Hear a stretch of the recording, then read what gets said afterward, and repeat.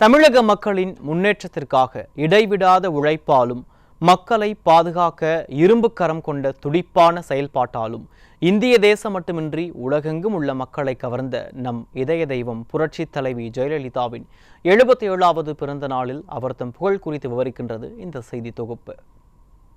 என்னை வாழ வைக்கும் தெய்வங்களாகிய தாய்மார்களே,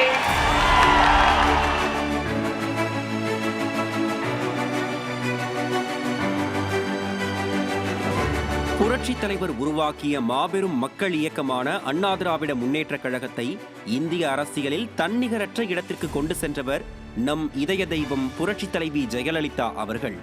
மக்களால் எனது தலைமையிலான அரசு, மக்களுக்காகவே எனது தலைமையிலான அரசு என்பதையும் சொல்லிக்கொள்ள விரும்புகிறேன். கழகத்தில் இணைந்து கட்சி பணிகளையும் மக்கள் நலப்பணிகளையும் சிறப்புடன் செய்து தலைமை பதவிக்கு உயர்ந்த புரட்சி தலைவி தீய சக்திகளின் சூழ்ச்சிகளை முறியடித்து மக்கள் இயக்கமான அதிமுகவிற்கு புத்துயிர் கொடுத்து இளம் வயதிலேயே அரியணையில் அமர்ந்து மக்கள் தொண்டாற்றியவர்.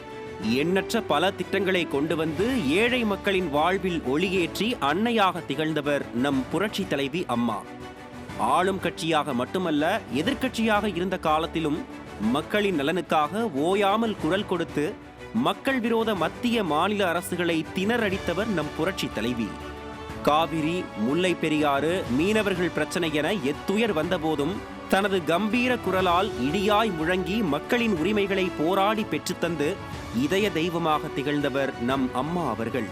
இருந்தாலும் மறைந்தாலும் பேர் சொல்ல வேண்டும் என்ற புரட்சி தலைவரின் பாடல் வரிகளுக்கேற்ப மறைந்தும் தனது மக்கள் நலத்திட்டங்களால் என்றும் மக்களின் மனதில் நிரந்தரமாக குடியேறியுள்ள தாயை அவரது பிறந்த நாளில் நாமும் நினைவு கூர்ந்து போற்றி வணங்குவோம்.